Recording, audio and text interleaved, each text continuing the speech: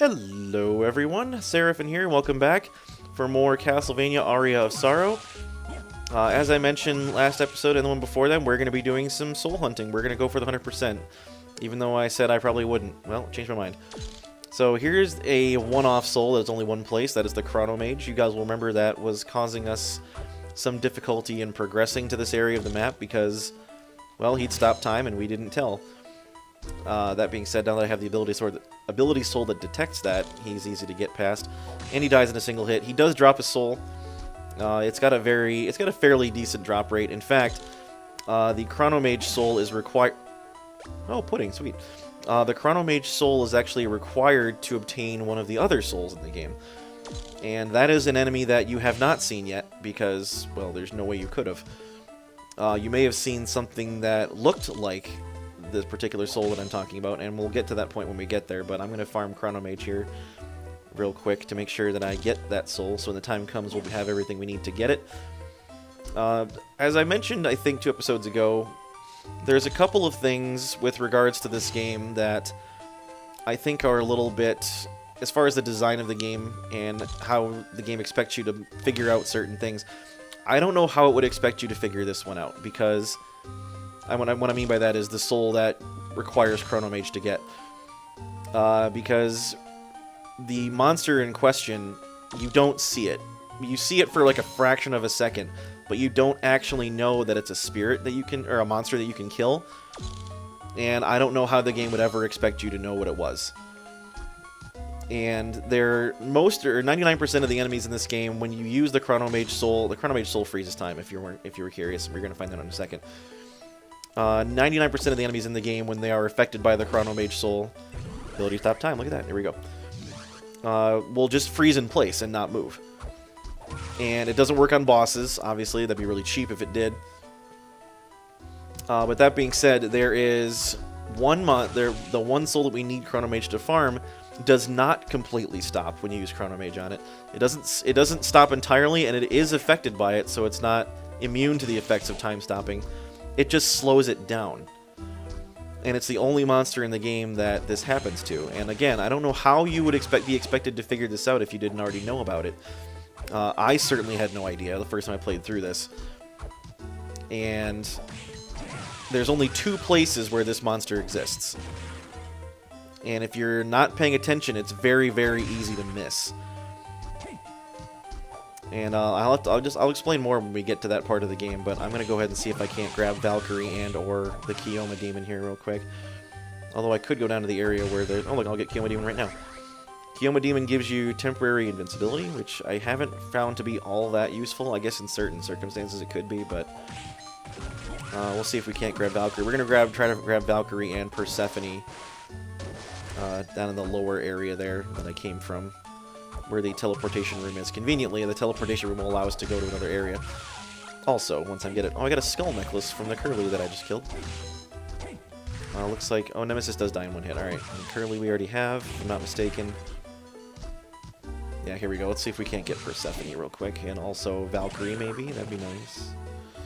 Lots and lots of Valkyries to kill. Might as well kill Kioma Demon. Oh, look, another soul. Sweet. That will only make Headhunter stronger, too, the more of those that I kill, so I am not upset about that in the slightest. And there's the Valkyrie, slashes enemies with a sword. Valkyrie actually has an incredible looking attack animation. I'll show you this. Very, very cool.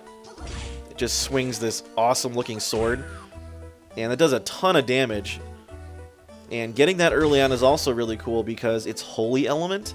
There are very, very few attacks in this game that inflict holy damage. And the more the better, because as you might imagine, in a vampire's castle full of monsters and demons, a lot of them are vulnerable to holy damage.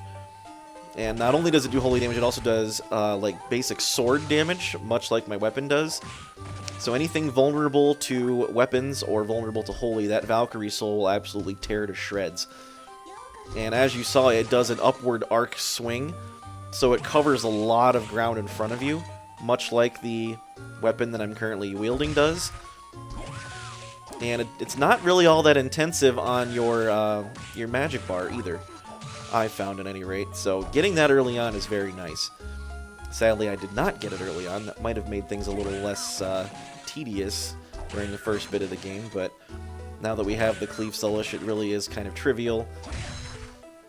Simply because a Holy Element sword with this much arc swing and this quick is just a little bit ludicrous.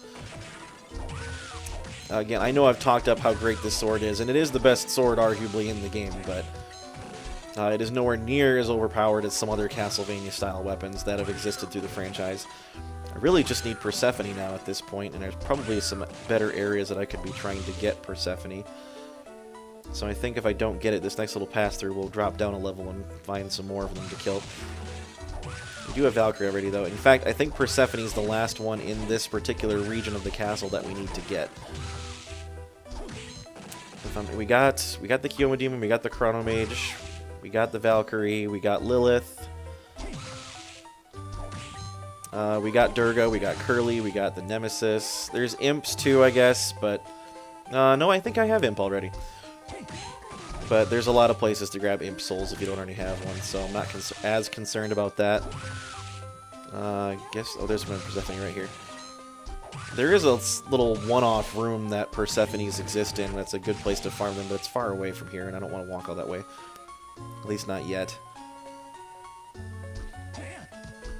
So yeah, we're just going to be doing a lot of the same old thing. You know what, I can just do it right here. In fact, there's a Persephone and a killer doll here, and I need both. So why don't we just do this? Get one and then get the other. Hopefully one of them will drop quicker than the other. That way I can just go in here and do one of them and not both. There are other places to get killer dolls as well. There's lots and lots of places to get killer dolls.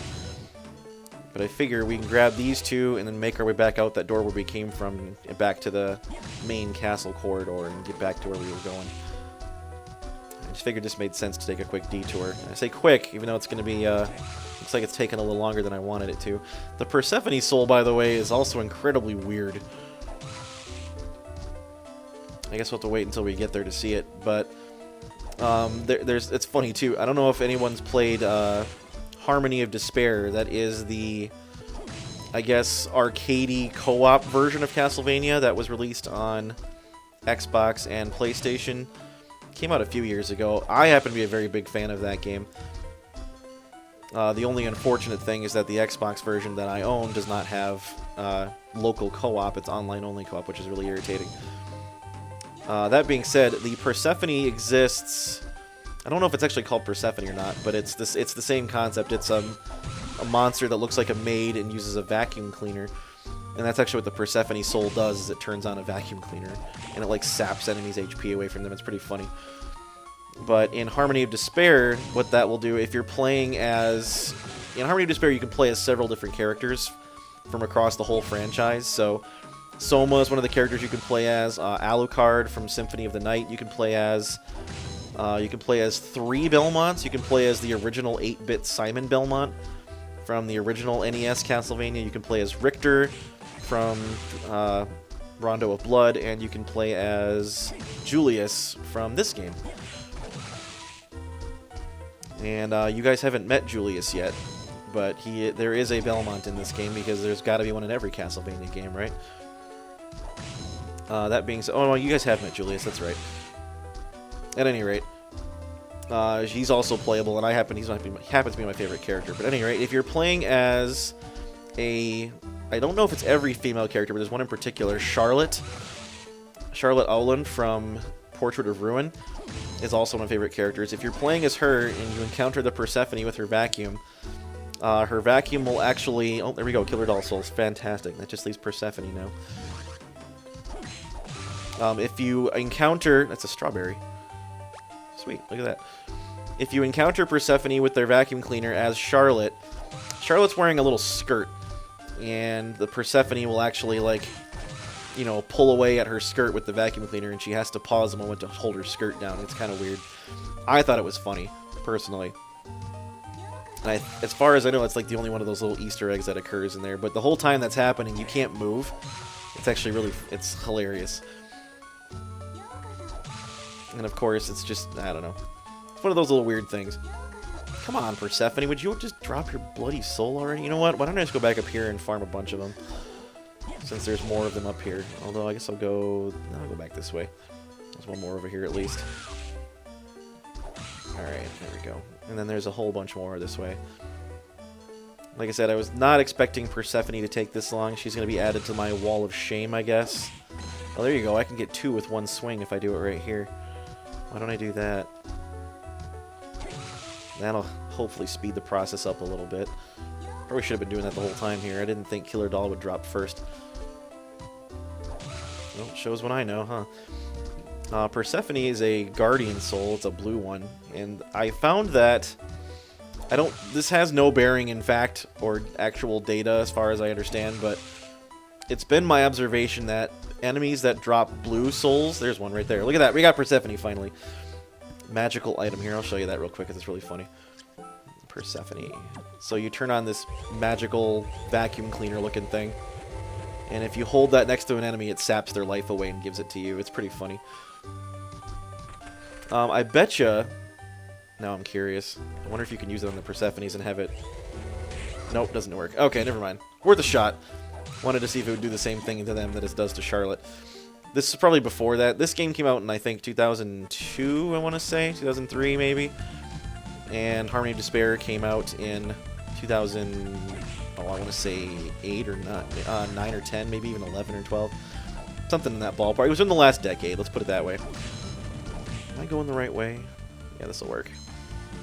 I don't have Skull Archer yet, I know that for a fact. And I don't have Axe Armor. I've been really wanting to get Axe Armor for a while, yeah. But one thing at a time, I guess. We're going to have 9 Bat Souls by the time this is done. The Bat Soul is incredibly easy to drop.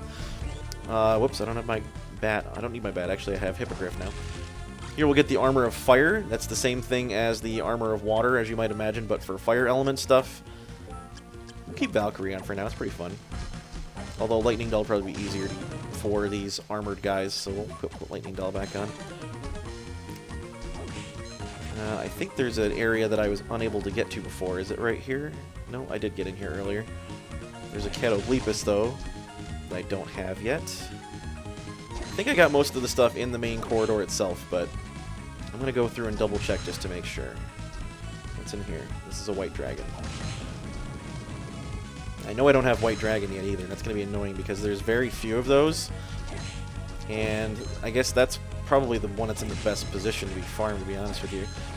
There's a couple in the chapel that I think are just as easily farmed. Guess we'll have to wait and see when we get there. That is where I'm heading next, by the way. The chapel shouldn't take us too long. There aren't that many enemies that I need to grab there. There's also several of them that appear in other places, so if I don't get them all right away, I can just go to another place and get them instead. I know I've got Skeleton Knight already. Harmony of Despair is something I would love to play on here. I would love to play it cooperatively, only because it's a lot more fun if you play it cooperatively. I think you can have up to 4 people at once. And the idea behind that, if you haven't seen it, it's these giant maps. Like, they're absolutely huge. You can't see the whole thing on one screen, obviously. But you can zoom out. I guess you can, because you can zoom out all the way and see the whole map on your screen, like on your TV. That being said, it's much more fun with more people. Only because, like, all of the different areas are modeled after different Castlevania games. So, for example, the first area is modeled after, I think, a Dawn of Sorrow boss. So the sequel to this one. Is this another area that I've already come through there? That goes to the... Where does that go? I think that goes to the top floor. Yeah, I'm pretty sure it does. But all the bosses are taken straight out of other Castlevania games. All the enemies are, obviously all the playable characters are. We don't have Peeping Eye yet. I would love to get Peeping Eye just because it's annoying to get. It's not something I need by any stretch, but more zombies, perfect. I love zombies. But the cooperative nature of it, I think, is really cool. And the nice thing too is, if anybody in it, there's obviously it's persistent with equipment and everything, so you can level your characters up and they can get more gear and different abilities and whatnot. In the case of Soma, he absorbs monster souls, much like he does in this one. Charlotte can learn she can actually absorb spells from monsters that she encounters and learn them herself and use them against the monsters, which is really cool. And the more copies of the spell she has, then I did have Skull Archer already. For some reason, I thought I didn't. The more copies of the monster spirit she has, the power more powerful becomes. Here's another sword I didn't get, the Yatsutsuna. This is just one of the... I think there's 3 different katanas in this game that are all very similar in terms of stats and combat ability and whatnot. That being said, we are going to progress onward to the chapel and do some more soul farming in the next episode. So thank you very much for sticking with me this far. I really do appreciate it. This has been part 2 of soul farming. We'll continue on probably all of next week with more soul farming. And again, I will preface them in the description whether that's what's going to go on or not. So until that time, thank you all very much again. As I said, this has been Seraphin. Stay classy, internets.